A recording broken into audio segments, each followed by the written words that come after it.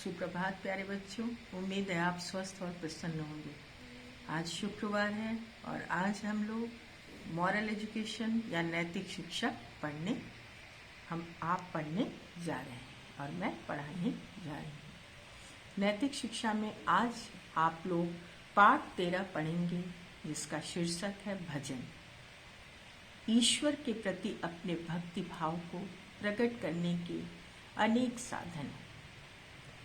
हर व्यक्ति अपने अपने तरीके से परमात्मा के प्रति अपने भक्ति भाव को व्यक्त करता है। भजन कीर्तन के द्वारा भी मनुष्य ईश्वर के प्रति अपनी श्रद्धा, अपने भक्ति को व्यक्त करता है। ईश्वर वह विश्वास है, ईश्वर वह शक्ति है जो हर व्यक्ति के अंदर मौजूद है।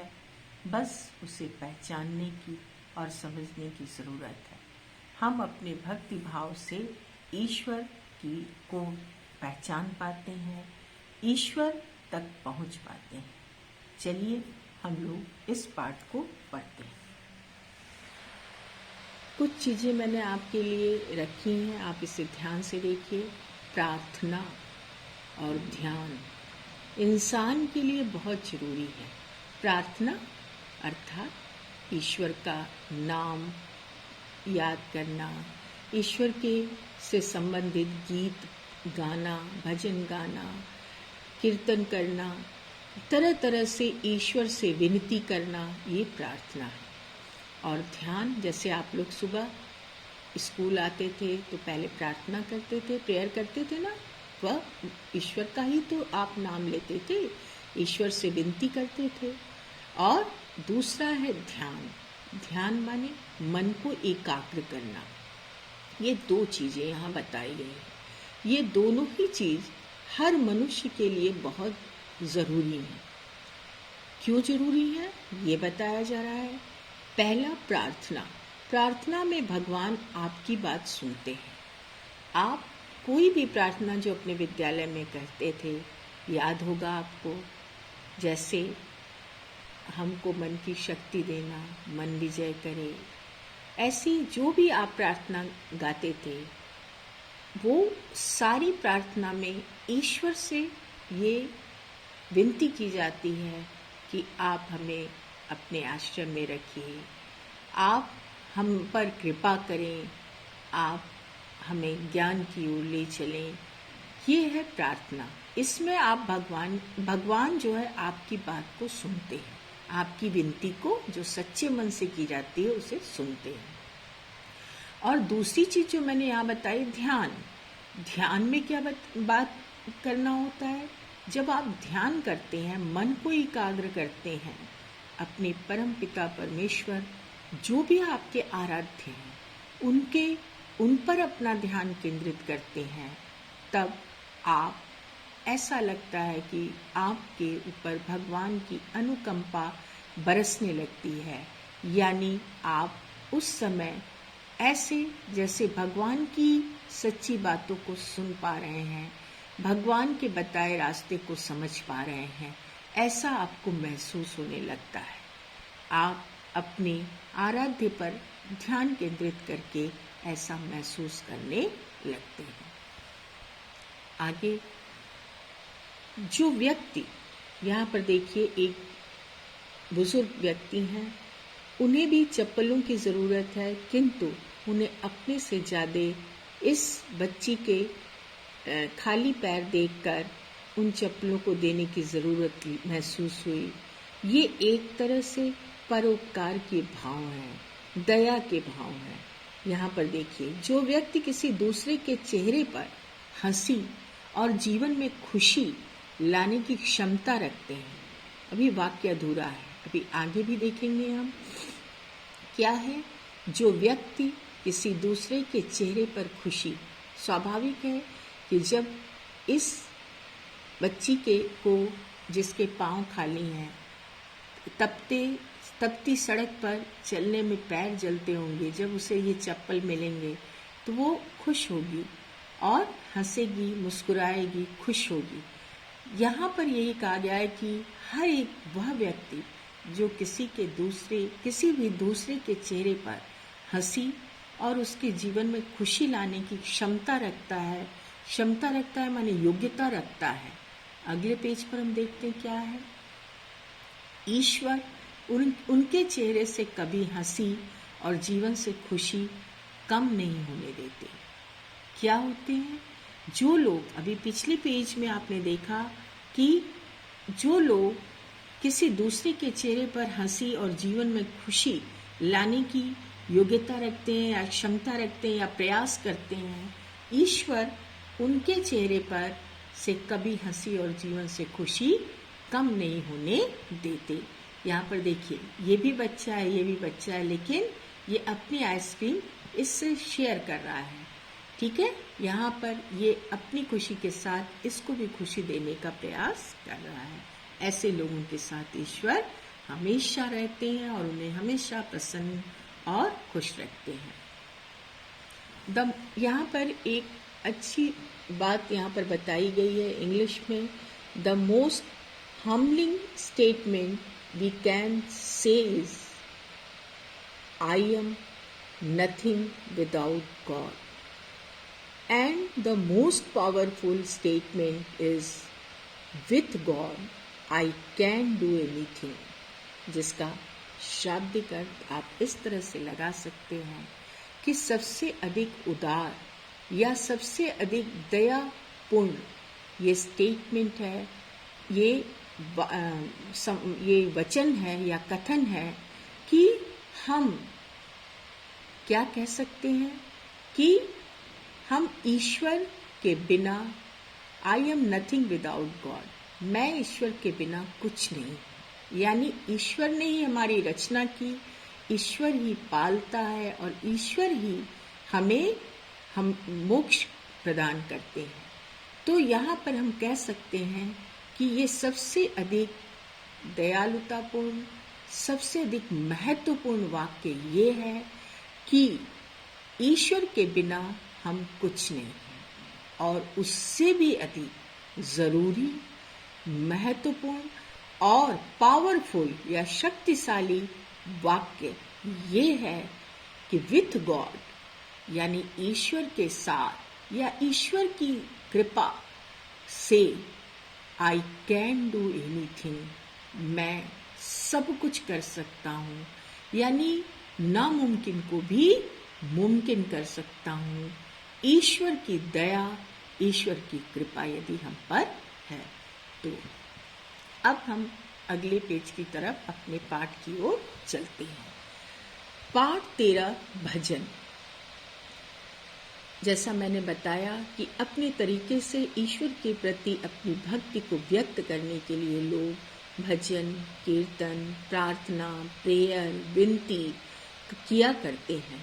और ईश्वर, अगर सच्चे मन से भक्त ने आवाज दी तो ईश्वर उसे जरूर सुनते हैं। ऐसा नहीं कि मन कपट, छल और तरह तरह की बुराइयों से भरा पड़ा हो और हम ईश्वर को मन से तो न याद करके वचन से चिल्ला चिल्ला कर याद कर रहे हैं, तो ईश्वर ऐसी वाणी को नहीं सुनते। यहाँ पर भजन सच्चे मन से किया जा रहा है। क्या है भजन? भजन निर्बल माने जो कि बलहीन है या शक्तिहीन है, कि प्राण पुकार रहे। क्या? एक निर्बल के प्राण पुकार रहे, शक्तिहीन के प्राण या सामर्थ्यहीन के प्राण क्या पुकार रहे? जगदीश हरे, जगदीश हरे। जगदीश माने जगत के ईश्वर। दो शब्द से मिलकर जगदीश बना है। जगत धन ईश, जगत प्लस ईश। जगत माने संसार और ईश माने ईश्वर। जगदीश माने पूरे संसार के जो स्वामी हैं, ईश्वर हैं। हरे जो शब्द है ये भगवान विष्णु का संबोधन में एक वचन का रूप है। क्या है?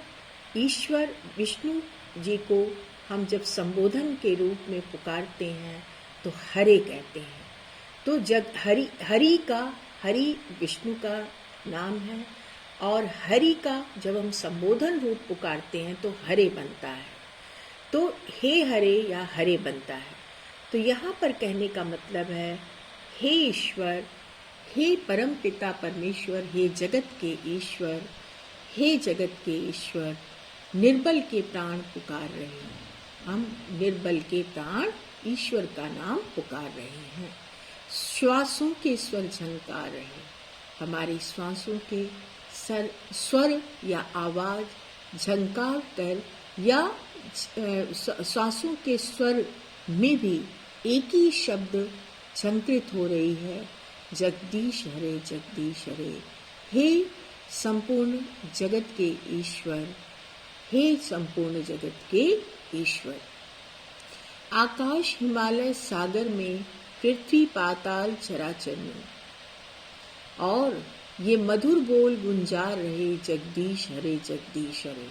आकाश में, हिमालय पर, सागर में यानी गगन में, पर्वतों पर, हिमालय पर और समुद्र में, पृथ्वी पर और पाताल में, चराचर में। चर माने जो चलने वाले, जिनमें जीव है, जिनमें सांसें हैं, वो चर हुए। और चर और अचर ये दो मिलकर के यहाँ चराचर बने हैं। अचर माने जो कि चलते फिरते नहीं, वो सारी चीजें जिनमें जान नहीं है, वो अचर हुए।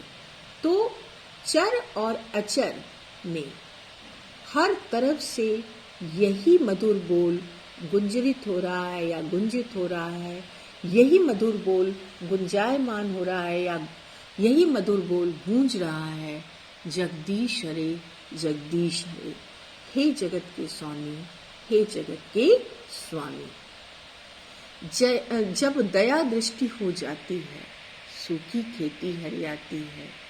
इस आस पे जान उचार रहे, जगदीश हरे जगदीश हरे। जब ये हर बच्चे को, हर व्यक्ति को ये मालूम है कि जब उस परम पिता परमेश्वर की दया दृष्टि जिस पर भी हो जाती है, तो निर्धन भी धनी बन जाता है और गूंगा भी बोलने लगता है और पैरों से अपाहिज व्यक्ति भी बड़े बड़े पर्वतों पर चढ़ने की क्षमता पा जाता है और अंधा भी देखने लगता है। अर्थात ये तो उदाहरण है। जब भी उस परम पिता परमेश्वर की कृपा होती है, दया दृष्टि माने कृपा दृष्टि हो जाती है, तब सूखी खेती हरियाती है। सूखी खेती माने बंजर जमीन में भी अंकुर फूट पड़ते हैं, हरियाली लहलहाने लगती है। इसी आस पर, आस माने आशा या उम्मीद पर जन उच्चार रहे। जन माने लोग, उच्चार माने उच्चारण कर रहे हैं, इसी उम्मीद पर कि जब हम बहुत दुख में हैं तो हमारे दुखों का भी निवारण वह परम पिता परमेश्वर कर सकते हैं। इस उम्मीद में लोग उच्चारण कर रहे हैं, जगदीश हरे जगदीश हरे। क्यों कर रहे हैं कि जिस पर उस परम पिता परमेश्वर की कृपा हो जाती है, वह व्यक्ति, उस व्यक्ति के द्वारा उस व्यक्ति में बहुत सारे परिवर्तन दिखाई देने लगते हैं। उस व्यक्ति की स्थिति बदल जाती है। जैसे सूखी खेती या बंजर जमीन भी हरी भरी खेती, बंजर जमीन में भी हरी हरी खेती फूट पड़ती है, हरी फसल लहलहाने लगती है।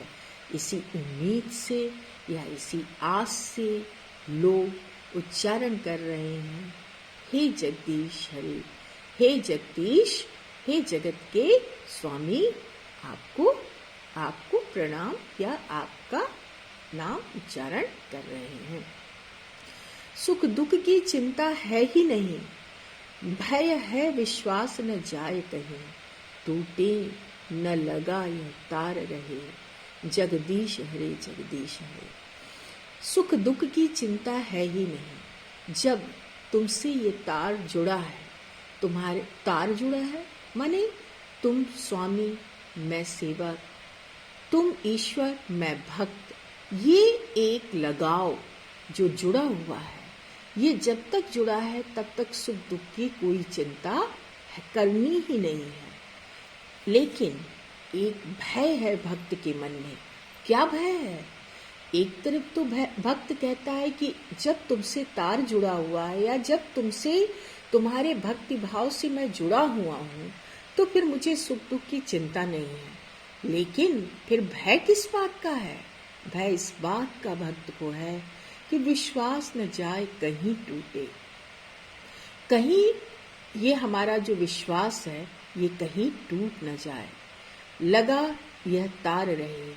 हे ईश्वर, आपसे हमारा ये तार लगा रहे, या आप स्वामी मैं सेवक, आप मालिक मैं आपका अनुचर, या आप ईश्वर मैं आपका भक्त, ये लगाव हमेशा बना रहे।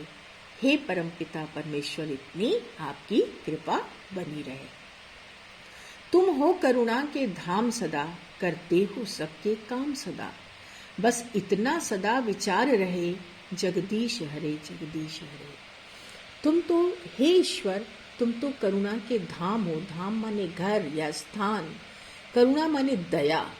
हे ईश्वर, आप तो करुणा के घर हैं या करुणा के स्थान हैं या करुणा के आप धाम हैं। सदा हमेशा हमेशा आप सब पर करुणा या दया बरसाते हैं, करते हो सबकी काम सदा।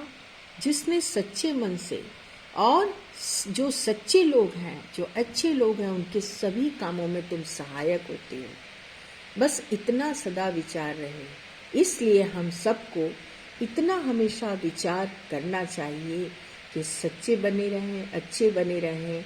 क्यों? क्योंकि सच्चे और अच्छे लोगों की ही ईश्वर सुनते हैं और सच्चे और अच्छे लोग अपनी भक्ति भाव को व्यक्त करने के लिए जगदीश हरे ऐसी विनती करते हैं, ऐसा भजन करते हैं।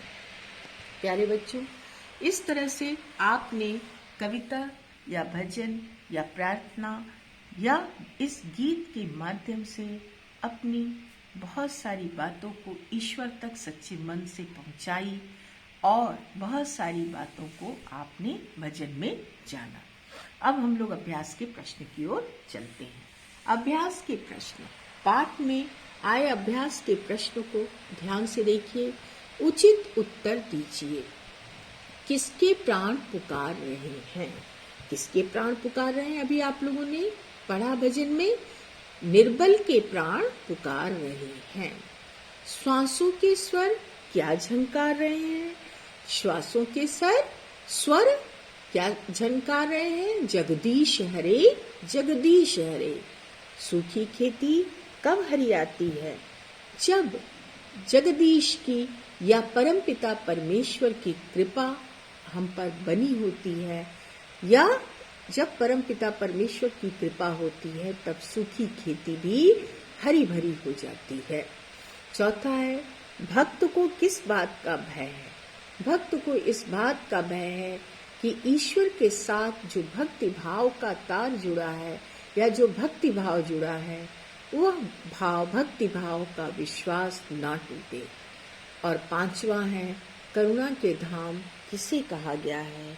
करुणा का धाम या करुणा या दया का स्थान ईश्वर को कहा गया है, जगदीश को कहा गया है या परमपिता परमेश्वर को कहा गया है। ये आपका कक्षा कार्य है, ये 5 प्रश्न, और आपको ये भजन लिखना है। ये सुंदर लिखावट के साथ अपनी कक्षा कार्य की कॉपी में खूब सुंदर सुंदर शुद्ध वर्तनी के साथ लिखिएगा, और अगले सत्र में मैं आपको ये भजन याद करने के लिए दूंगी। अभी केवल आप लिखिएगा और इस प्रश्न को भी लिखना है। यह आपका कक्षा कार्य है। गृह कार्य में आप पाठ के शुरू में ये सुविचार लिखेंगे। सुविचार क्या है? अपना मनपसंद कार्य तो महामूर्ख भी सिद्ध कर सकता है। अर्थात अज्ञानी, महामूर्ख माने अज्ञानी, अज्ञानी भी जिसे कोई ज्ञान नहीं है वो भी अपने मनपसंद का कार्य बड़े आराम से सिद्ध कर सकता है या कर सकता है। जैसे अज्ञानी है तो उसे हंसना अच्छा लगता है या खाना खाना भोजन करना अच्छा लगता है, तो भोजन बड़े मन से कर लेगा। लेकिन वही ज्ञान की कुछ बातें कह दो तो चुप रह जाता है।